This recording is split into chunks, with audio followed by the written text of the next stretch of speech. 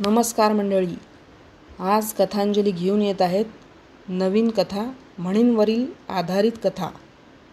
त्यातील पहिली कथा आपण ऐकूया. घरोघरी मातीच्या चुली. याचा शब्दशः अर्थ म्हणजे सगळीकडे मातीच्या चुली असतात. कुणाकडे लाकडाची किंवा लोखंडाची नसते, किंवा कुठेही गेलं तरी पळसाला 3च पानं असतात. त्याचा लाक्षणिक अर्थ म्हणजे इथून तिथून सगळीकडची परिस्थिती सारखीच असते आणि मानवी स्वभाव थोड्याफार फरकाने सारखाच असतो. त्यावर आधारित कथा.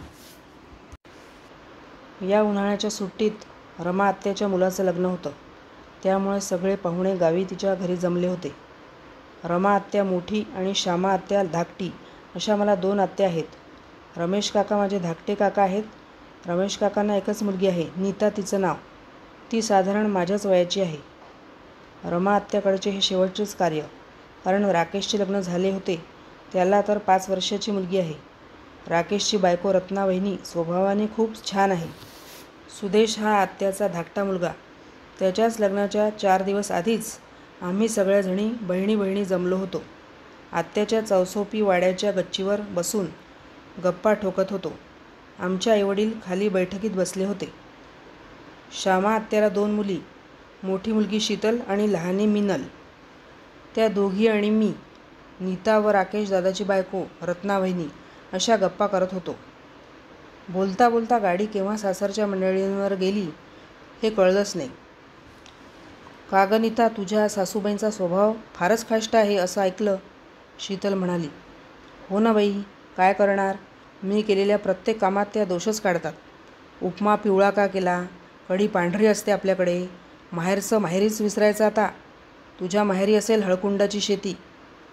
मी किती जेवायचं, मी आणि नितीन, आम्ही बाहेर जायचं की नाही, गेलो तर किती वेळात परतायचं, हे सगळं सासूबाईच ठरवतात, नीता म्हणाली. बाई, कठीणच आहे, मिनल म्हणाली. का गं मिनल, मी तर ऐकलं की तुझ्या सासूने आत्या आणि मामा तुमच्याकडे आले तेव्हा त्यांनी लवकर घराचं दारच उघडलं नाही आणि आत गेल्यावरही त्या बोलल्याच नाही म्हणे, मी विचारलं. हो, माझ्या सासूबाई खूप वक्तशीर आहेत. आईबाबांना यायला वेळ झाला त्यामुळे त्यांना राग आला. अशा छोट्या छोट्या गोष्टींचा खूप राग मनात धरून ठेवतात त्या. तुझ्याकडे कसं वातावरण आहे नेहा, मिनलने मला विचारलं. माझ्या सासरी तर वेगळंच प्रकरण आहे. माझे सासू सासरे मी समोर असली की इतरांसमोर माझी खूप प्रशंसा करतात, पण माझ्या माघारी काही एकाचं 2 लावून माझी बदनामी करतात, मी सांगितलं. बाई, एकेकाची वेगळीच तऱ्हा आहे. माझ्याकडे माझी नणंद लग्नाची आहे, ती सतत माझ्यावर वॉच ठेवत असते. मग माझी सासूबाई आणि नणंद दोघी मला सारख्या टोमणे मारत असतात. नणंदेकडून काही चुका झाल्या तरी सासूबाई तिला काहीच म्हणत नाही, पण माझ्याकडून थोडीशीही चूक झाली, कधी क्वचित दूध उतू गेलं की बाई, यांच्या माहेरी दुधाच्या नद्या वाहतात, यांना काय किंमत असणार, किंवा भाजीत मीठ जास्त पडलं की घरी काही शिकवत नाही आणि लग्न करून पाठवून देतात, असे दिवसभर टोमणे मारत असतात. ते तरी बरं, नवरा त्यांचं एका कानाने ऐकतो आणि दुसऱ्या कानाने सोडून देतो म्हणून कसं तरी निपते, शीतल म्हणाली. एवढा वेळ रत्ना वहिनी शांत बसलेली बघून, अगं वहिनी बोल ना काहीतरी, असं मी तिला म्हटलं. तू पण कमाल करते नेहा. ती सध्या तिच्या सासरी आहे. इथेच राहून इथल्याच तक्रारी कशी करेल ती. आपण माहेरी आहोत म्हणून आपण एवढं सगळं बोललो. ती जेव्हा माहेरी जाईल तेव्हा बोलेल, नाही का गं वहिनी, नीता हसत बोलली. नाही हो, तसं काही नाही, असं म्हणत वहिनी हसायला लागली आणि तिच्या पाठोपाठ आम्हीही हसू लागलो. तेवढ्यात रमा आत्याचा मोठा आणि थोडा रागात आवाज आला. रत्ना, ए रत्ना, असा आवाज देत आत्या वरच गच्चीवर आली. कमाल आहे रत्ना तुझी, इथे चक्क बसून गप्पा काय छाटते आहे. इकडे तुझी सासू एकटी काम करते, दिसत नाही तुला. आत्या, आम्ही सगळ्याच येतो मदतीला, मी म्हटलं. नका गं, तुम्ही बसा, तुम्ही माहेरवाशिणी, पण हिला कळायला नको का. एका मुलीची आई आहे पण बालिशपणा काही जात नाही. चल बरं रत्ना, भाज्या वगैरे निवडून घे, अंगण वगैरे झाडून घे, नुसती बसू नको, असं म्हणत आत्या तरातरा निघून गेली आणि तिच्या मागून रत्नाही निमूटपणे निघून गेली. आम्ही चौघेही 5 मिनटं एकमेकांच्या तोंडाकडे बघत बसून राहिलो. बघितलं, सगळीकडे मानवी स्वभाव सारखाच.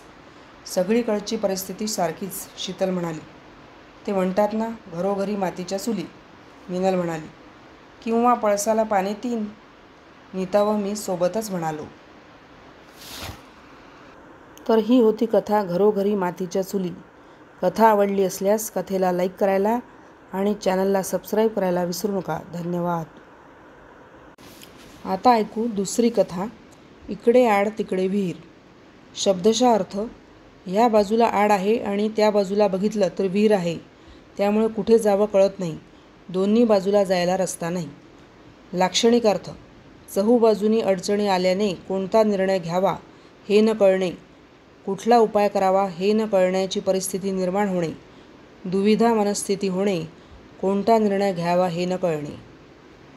त्यावर आधारित कथा. रजत आणि पालवीचं लग्न झालं.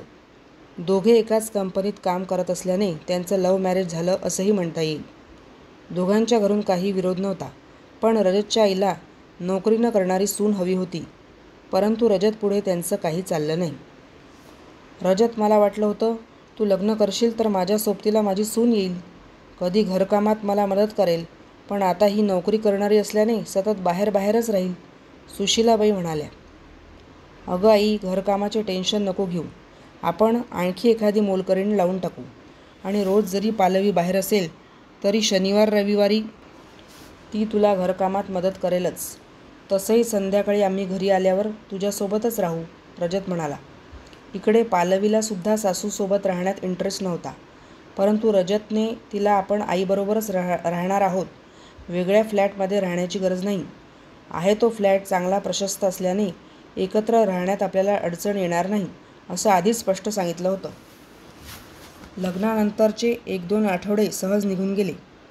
रजत आणि पालवी पूर्वीप्रमाणे ऑफिसला जाऊ लागले. आईला आणि पालवीला त्रास होऊ नये म्हणून रजतने स्वयंपाकीण बाई लावली होती. तिने केलेली पोळी भाजी घेऊन दोघे ऑफिसमध्ये जात असत.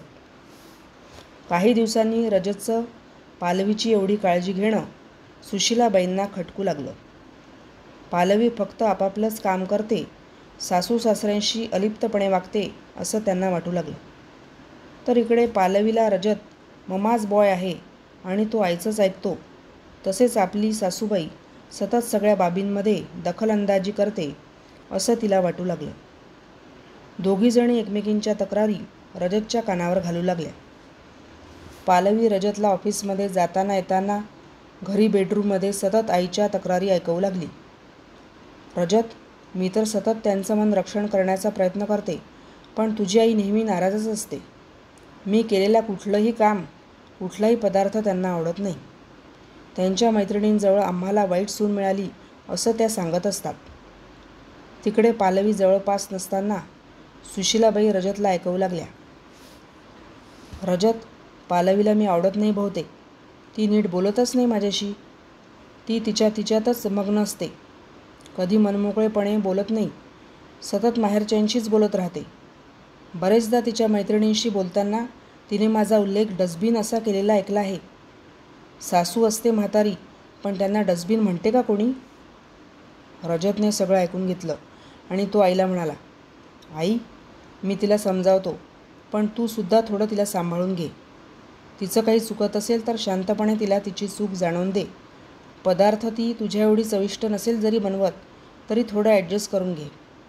आणि तुझ्या मैत्रिणींना मला वाईट सून मिळाली असं तरी म्हणू नको. हे ऐकल्यावर तिला काय वाटेल? बाई, बायकोला समजवायचे सोडून तू मला समजावत बसला होय रे. चांगले पांग फेडतो बेटा, सुशीलाबाई रागाने म्हणाल्या. रजत खाली मान घालून पालवीला समजवायला गेला. पालवी, आई कशी वागते ते तू मला सांगितलं. तिला मी समजावलं आहे. पण तुझं तिला डस्टबिन म्हणणं कितपत योग्य आहे? आज आपण तरुण आहोत, उद्या आपणही म्हातारे होणारच ना. मग असं बोलणं तुला शोभत नाही. पालवी तोंडावर हात ठेवून म्हणाली. बापरे, म्हणू नये, पण किती खोटं बोलते तुझी आई. मी कधीच म्हटलं नाही त्यांना डस्टबिन. आपल्यात भांडण लावण्याचा प्रयत्न करतायत त्या. दोघींचं म्हणणं ऐकल्यावर रजतचं डोकं दुखायला लागलं. दोघीही आपलं म्हणणंच खरं करत होत्या. त्यांना स्वतःची चूक दिसतच नव्हती. काही दिवस जरा बरे गेले आणि पुन्हा सासूसुनांनी आपले फणे वर काढले. त्या सतत येता जाता रजतला तक्रारी ऐकवून ऐकवून त्याचं डोकं किट्ट करू लागल्या. शेवटी एका दिवशी तर दोघींची खडाजंगी जुंपली. दोघीही समोरासमोर येऊन भांडू लागल्या. रजतची आई त्याला, "बघ ही तुझी बायको कशी आहे आणि बायको बघ ही तुझी आई कशी आहे" असं म्हणू लागल्या. शेवटी दोघीही रजतला म्हणाल्या, "एक तर या घरात राहतील नाहीतर मी," पालवी म्हणाली. "एक तर ही घरात राहील नाहीतर मी राहीन," सुशीलाबाई म्हणाल्या. "पालवी, तू असं कसं काय म्हणू शकतेस? माझी आई आहे ती. तिला एकटं सोडून कसं काय जाणार? आणि ती एकटी कुठे जाणार?" रजतने पालवीला म्हटलं, पण तिचं तोंड वाकडं ते वाकडंच राहिलं. रजत त्याच्या आईलाही म्हणाला, "आई, असं नको म्हणू. पालवी माझी बायको आहे, तुझी सून आहे. ती कुठे जाणार आणि तू तरी कुठे जाणार? त्यापेक्षा आपण सामोपचाराने राहू ह्यातच आपलं भलं आहे." परंतु सुशीलाबाई नाक मुरडून दुसरीकडेच बघू लागल्या. दोघींनी पुन्हा आरोप प्रत्यारोप करणं सुरू केलं. त्या दोघींचा अवतार बघून रजत हबकूनच गेला. त्याने दोघींना समजावून सांगायचा खूप प्रयत्न केला, पण दोघीही बधायला तयार नव्हत्या. आई दूर गेली तरी पंचाईत आणि बायको दूर गेली तरी पंचाईत. त्याची अवस्था इकडे आड तिकडे विहीर अशी झाली होती. ही होती कथा इकडे आड तिकडे विहीर. कथा आवडल्यास कथेला लाईक करायला आणि चॅनलला सबस्क्राईब करायला विसरू नका. धन्यवाद.